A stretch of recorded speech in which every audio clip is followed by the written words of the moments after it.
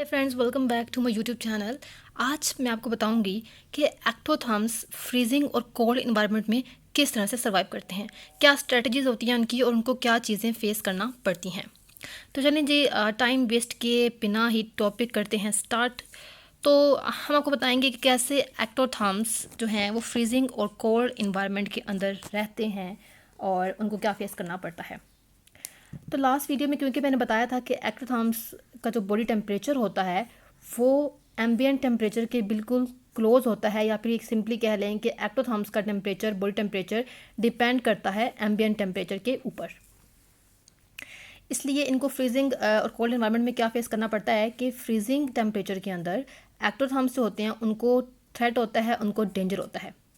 किस तरह से? Due to formation of ice crystal. इसलिए कि जब टेम्परेचर जो है वो बहुत ज़्यादा फ्रीजिंग हो जाता है तो एक्टोथर्म्स का, क्योंकि बॉडी टेम्परेचर जो है वो एक्सटर्नल टेम्परेचर पे डिपेंड करता है, जैसा बाहर का टेम्परेचर होगा उनकी बॉडी का टेम्परेचर वैसा ही होने लग जाता है। इसलिए उनकी बॉडी के अंदर जो है वो आइस क्रिस्टल्स बनना शुरू हो जाते हैं, उनका जो अंदर पानी जितना भी फ्लूइड है वो सारा जमने लग जाता है। बिकॉज आइस क्रिस्टल्स जो हैं वो लीथल होते हैं, ये बहुत ज़्यादा मौलिक होते हैं, फैटल होते हैं। एज दे ग्रो, जैसे ही वो आइस क्रिस्टल जो है पहले साइज इतने थे फिर इतने हो जाएंगे, फिर इतना होते जाएंगे, तो रिजल्ट में बर्स्ट हो जाएंगे, ये फट जाएंगे और वो जो सेल्स हैं उनकी डेथ हो जाएगी। ठीक है, कोई ऐसा एनिमल्स नहीं है, no animals are known to completely survive freezing. कोई ऐसा एनिमल नहीं है एक्टोथर्म जिसको देखा गया हो कि उसने कम्प्लीटली जो है वो फ्रीजिंग टेम्परेचर को सर्वाइव कर लिया हो, while few are too close to it. लेकिन हाँ, कुछ ऐसे हैं जो इसके बहुत ज़्यादा क्लोज हों कि उन्होंने काफ़ी हद तक फ्रीजिंग टेम्परेचर को सर्वाइव करने की कोशिश की। ठीक है, जैसे कि एग्जांपल देते हैं आपको बीटल की, कि बीटल जो होती हैं, ऐसी बहुत सारी बीटल्स हैं जो कि फ्रीजिंग टेम्परेचर को विथस्टैंड कर सकती हैं। ठीक है, क्योंकि उनका जो एक्स्ट्रा सेलुलर फ्लूइड होता है उसके अंदर एक सब्सटेंस होता है। उस सब्सटेंस का काम क्या होता है कि वो न्यूक्लिएशन जो होता है उसको एसिलरेट कर देता है। ठीक है, क्या होता है, इनके एक्स्ट्रा सेलुलर फ्लूइड के अंदर एक सब्सटेंस प्रेजेंट है जो कि एसिलरेट कर रहा है न्यूक्लिएशन को, एक ऐसा प्रोसेस जिसके अंदर क्रिस्टल की फॉर्मेशन होना शुरू हो जाती है। अब देखो, बीटल्स क्या कर रही हैं कि अपने जो है वो इंट्रा सेलुलर फ्लूइड को छोड़ के बाहर एक्स्ट्रा सेलुलर के अंदर ही क्रिस्टल बना लेंगी। इससे फ़ायदा क्या हुआ कि जब बाहर वाले फ्लूइड के अंदर क्रिस्टल हैं तो जो अंदर वाला इंट्रा सेलुलर फ्लूइड होता है उसके अंदर क्रिस्टलेशन नहीं होगी, तो सेल डेथ नहीं होती है। अच्छा जी, इस वजह से क्या होगा, due to which the intercellular fluid becomes prevent to be freeze. ठीक है, जिससे क्या हुआ कि जब बाहर वाला फ्लूइड जो है एक्स्ट्रा सेलुलर फ्लूइड जम जाएगा तो अंदर वाला जो इंटर सेलुलर फ्लूइड है वो जम नहीं पाएगा। ठीक है, वो बच जाएगा। जब हमने कहा था कि when some extracellular fluid freeze, जब बाहर वाला जो फ्लूइड है वो फ्रीज हो जाता है, remaining becomes more concentrated with solute. ठीक है, कुछ जो है वो फ्रीज हो गया बाहर वाला, कुछ जो है वो कंसनट्रेटेड हो जाता है सल्यूट के साथ। So it drawers the intercellular fluid water out. इसलिए क्या करता है कि वो बाहर वाला जो फ्लूइड है वो अंदर वाले फ्लूइड में से पानी को बाहर निकालता है। ठीक है, due to which freezing point of intercellular fluid lowers, जिसकी वजह से जो अंदर वाला फ्लूइड का जो टेम्परेचर है, जो उसके अंदर फ्रीजिंग पॉइंट होता है वो बहुत ही लो हो जाता है, कम हो जाता है। और रिजल्ट में क्या होता है कि कोई भी जो है वो वहाँ पे क्रिस्टल्स जो है उसके अंदर फॉर्मेशन नहीं होती है। तो आपको मालूम हुआ कि बीटल्स कैसा जो है वो फ्रीजिंग टेम्परेचर को सर्वाइव करती हैं। ठीक है, उसके बाद हम देखते हैं यहाँ पर, ये एग्जांपल थी बीटल्स की। सेकंड एग्जांपल हम देखेंगे मिजिस लार्वा की। ठीक है, मिजिस लार्वा क्या करती हैं बेसिकली, ये भी जो है सर्वाइव करते हैं रिपीटेड फ्रीजिंग को, yield some unfrozen liquid at temperature -32। अच्छा जी, मिजिस लार्वा के अंदर भी ये एबिलिटी होती है कि वो कुछ फ्रीजिंग जो टेम्परेचर उसको जो है बर्दाश्त कर सकती हैं, जैसे कि ऑलमोस्ट -32 डिग्री तक जो है वो अपना टेम्परेचर जो है उसका बर्दाश्त कर सकती हैं। अगर क्रिस्टल बन जाते हैं इनके एक्स्ट्रा सेलुलर फ्लूइड के अंदर तो उसके रिजल्ट में डैमेज होगा, लेकिन बहुत ही लिटल डैमेज होता है इनके अंदर। ठीक है, तो पता चला को क्या हुआ कि इनके अंदर, क्योंकि ये -32 तक जो है वो फ्रीजिंग बर्दाश्त कर सकती हैं, तो अगर क्रिस्टल्स बनते हैं इनके एक्स्ट्रा सेलुलर फ्लूइड के अंदर तो बहुत ही कम यानी कि लिटिल डैमेज उनको होता है।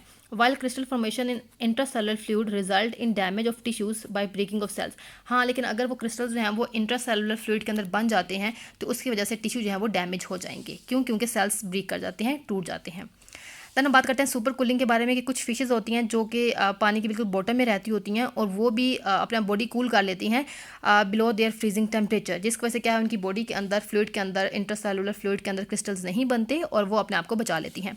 The crystal formation will not form, crystal नहीं बनेगी उनकी बॉडी के अंदर इस वजह से क्योंकि उन्होंने अपनी बॉडी को कूल कर लिया है फ्रीजिंग टेम्परेचर से भी कम टेम्परेचर पर। ठीक है, इफ़ दे हैव नो निकलाई, क्योंकि और अगर उनके पास निकलाई नहीं है तो उसे रिमेन अनफ्रोजन वाटर, अगर उनकी बॉडी के अंदर निकलाई नहीं है तो वो पानी के अंदर अनफ्रोजन ही रहेंगी और वो अपने आप को जो है इस तरह से बचा लेती हैं। तो ये इस तरह से कुछ फिशेज़ जो हैं वो भी अपने आप को कर लेती हैं।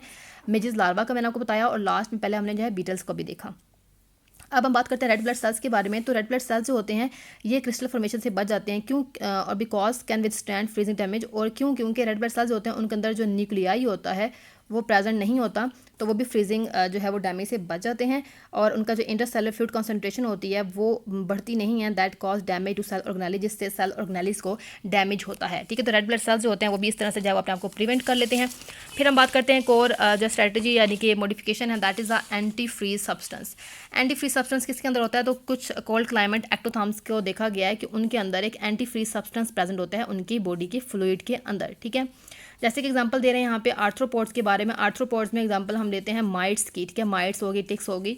तो माइट्स के अंदर जो उनका फ्लूइड, बॉडी फ्लूइड है, उसके अंदर एक चीज़ होती है दैट इज़ अ ग्लाइसिरोल। उनकी बॉडी फ्लूइड में ग्लाइसिरोल होता है, जिसकी कंसंट्रेशन सर्दियों में जो है वो क्या होती है, बहुत ज़्यादा बढ़ जाती है। लेवल इसका जो है ग्लाइसरोल का इंक्रीज हो जाता है। अब ये जो ग्लाइसरोल जो होती है ये एक ग्लाइकोप्रोटीन है और ये बॉडी के टेम्परेचर को लो कर देती है, eight which the ice crystal enlarge. इतना उसने टेम्परेचर लो किया है कि आइस क्रिस्टल बड़े तो हो जाएंगे, ठीक है, but do not lower the temperature at which it melts. अब सिर्फ इसने जो है ये जो वहाँ पर ग्लाइकल प्रोटीन है, इसने क्या किया है कि इसने बॉडी का टेम्परेचर इतना कम कर दिया है कि आइस क्रिस्टल्स बड़े हो जाएं, लेकिन इतना कम नहीं किया कि वो फिर मेल्ट हो जाएं या फिर टूट सकें। ठीक हो गया, तो ये उनके अंदर मॉडिफिकेशन होती है। फिर बात करते हैं टर्मेटस फिशेस के बारे में। उनके अंदर भी ग्लाइसरोल प्रेजेंट होता है, 200 से 500 टाइम्स मोर इफेक्टिव होता है देन NaCl इन क्रिस्टल फॉर्मेशन प्रिवेंशन। कि NaCl वो भी साल्ट है, वो भी जो है वो क्रिस्टल फॉर्मेशन जो है उसकी प्रिवेंशन करता है, लेकिन ग्लाइसरोल जो फिशेस के अंदर है वो ज़्यादा इफेक्टिव होता है, ज़्यादा 200 से 500 टाइम ज़्यादा ये इफेक्टिव होता है ताकि क्रिस्टल फॉर्मेशन से बचा जा सके। तो दैट वाज ऑल अबाउट कि एक्टोथर्म्स किस तरह से फ्रीजिंग टेम्परेचर जो है उसको बर्दाश्त करते हैं, फ्रीजिंग इन्वायरमेंट के अंदर किस तरह से रहते हैं। तो यहाँ पे हमारा टॉपिक होता है complete. If you like my video do like and subscribe my channel. मिलते हैं नेक्स्ट वीडियो में, तब तक के लिए अपना बहुत सारा ख्याल रखिए। अल्लाह हाफिज़।